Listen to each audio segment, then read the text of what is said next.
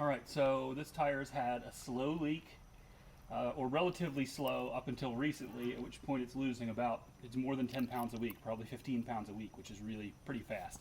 So I laid it down and I suspected that it was a bead leak that had gotten worse, or a valve leak. It is neither of those things. As I waited for a bubble to appear, this is what appeared. So I'm going to put a little bit of soapy water. This is just Dawn dish soap and water. And you can see there's a hole. It's not super big, but you can see why I'm losing 15 pounds a week. All right? So that's what we've got to fix. So what we're going to do is turn off side the tire, kind of woven together like this. When something goes through it, some of those are kind of raggedy and they get in the way. This rasp cleans it out. This allows you to press the plug in. It has a hole in the top to allow it to slip off. I'm not going to use this kit because I already have some stuff here. Come look right here. These I really like with the T-handle. Makes the job way easier, especially with slightly soapy hands. Here's your rasp. Here's your plug inserter, right? Now this is a really small hole, so I'm going to try the rasp. If it doesn't work, I have to drill it out a little bit to get the rasp in. So you just push it into the hole. Yeah, it's a little too small, so we're going to drill it out. So we're going to find a drill bit a little smaller than our rasp, probably that one right there, to simulate something like a nail. This is a 1/8 inch drill bit. I don't know what the appropriate one is because I've never had to drill one out before. So if you're watching this and I'm doing it wrong, just pray for me.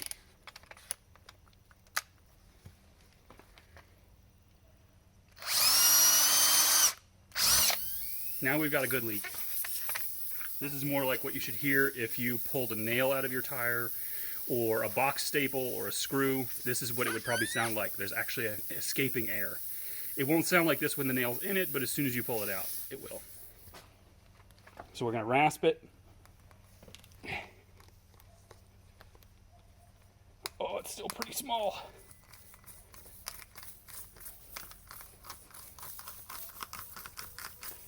If it's too small, it'll be really hard to put the plug in. So hopefully this is not... All right, now we got it to the point where it's... This is why the T-handle ones are great, because you can get a lot more force on it.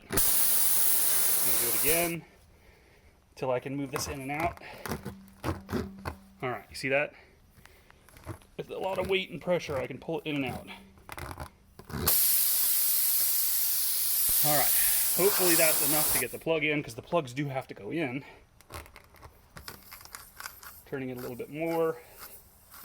And what this is doing is opening up the hole a little bit and moving the metal fibers in the... Alright, that's plenty.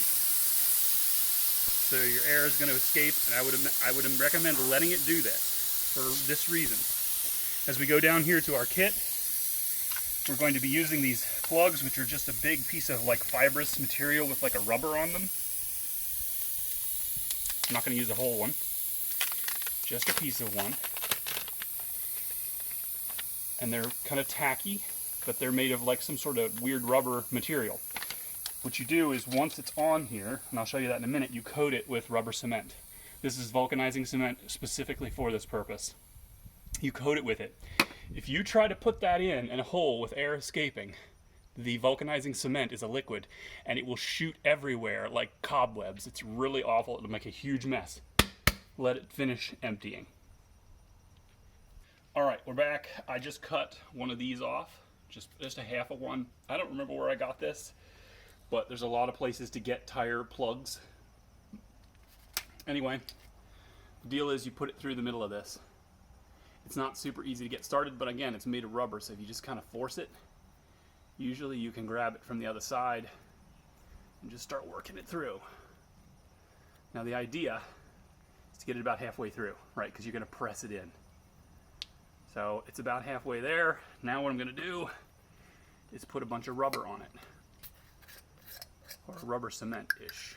This stuff smells awful and is noxious. Do not breathe a lot of it. No.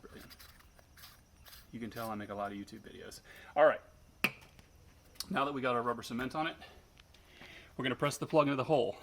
One thing to remember, don't just lean on it, because if you press the plug all the way through inside the tire, it isn't a plug anymore. It's debris inside the tire. So as you insert it, you have to be very careful that it only goes about halfway in before you pull it back out. Ask me how I know this. All right, so I'm gonna be very gentle, try to lean on it. Again, this is why the T-handled things are great.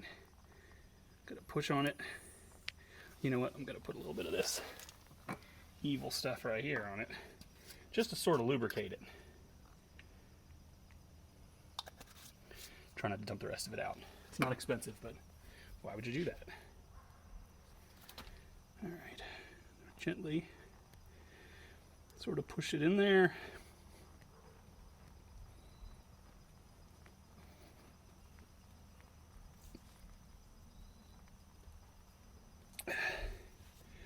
Hopefully we can get it to push in.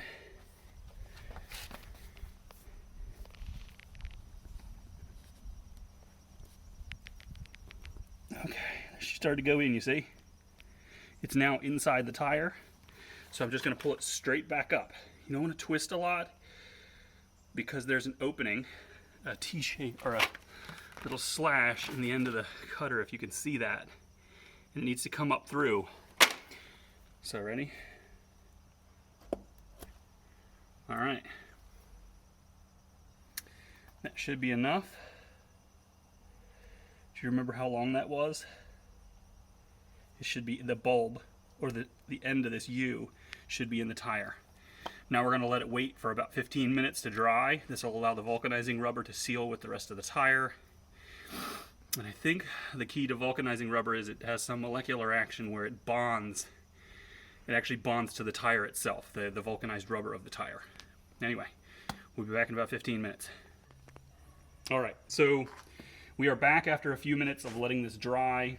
Again, make sure you let it dry for at least 15 or 20 minutes before you put air back in it. I'm gonna show you how to cut the plug off. This here is a utility knife. It's magical. If you don't own one, you should. The flip open ones that are colored that everyone shows you, they're okay too, but being able to extend the blade really far and bend it to get something flat, super nice. So the ones they show you are great for opening boxes, but these are the kind I'd recommend. It doesn't have to be DeWalt. I just like those because they have a metal handle and they're basically indestructible. So all you do is you just saw on it. Do not pull on it, just saw on it, and let the remaining piece of the plug stay in the tire. And you see there it is. Now, again, wait 15 or 20 minutes before you try to fill the tire up, and then do the soap test again. This is just Dawn and water, you know, way more Dawn than you need to use to wash dishes, but enough to blow bubbles. And you just put it over the tire. We'll do that again here in just a second. One reminder that my beautiful wife just reminded me of. When you do a repair like this, make sure you take the car out yourself without your entire family. Don't go on a trip, okay? Make sure you take it out, drive it around, get it up to highway speeds, bring it back down. Make sure it's not leaking again when you get home. Because you don't want to take your family out on a trip. You know, you're going out to the mountains, and halfway there, you've got a hole in your tire that is now needing repair, so you have to have the car towed to a shop. Just, you know, use common sense.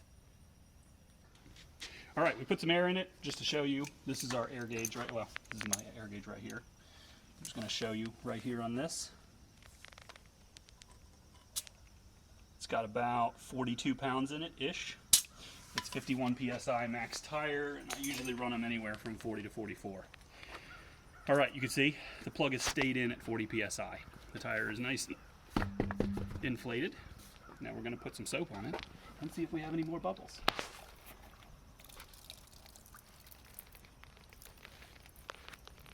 And we're just waiting for it to see any kind of bubbling. Trying to wipe the bubbles off. There we go.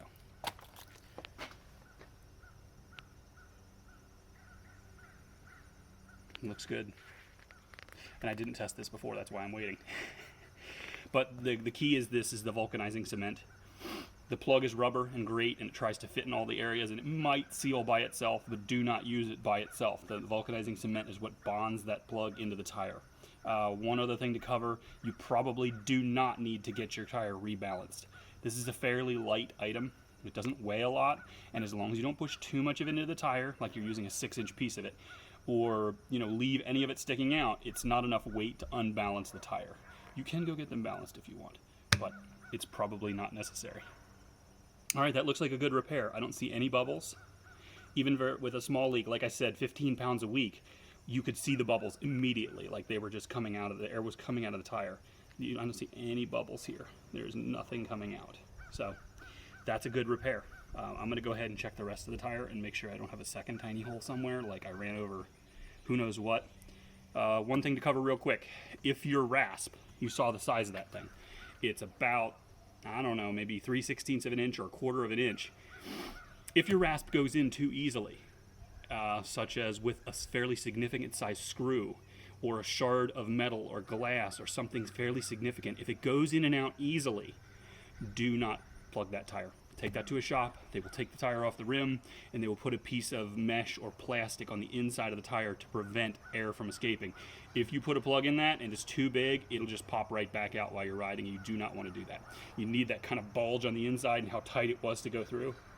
Again, takes some elbow grease, but that's all it takes. This repair, since I bought the T-handled things and the plugs separately, this repair, I've had those T-handled things for maybe, I don't know, 12 years. The repair itself probably cost, I don't know, 30 cents. The plugs are really cheap. This was a 30-cent repair. If you took this to a tire shop, they could charge you $15 if they were really nice, and they could charge you $100 if they're not. So, there you go.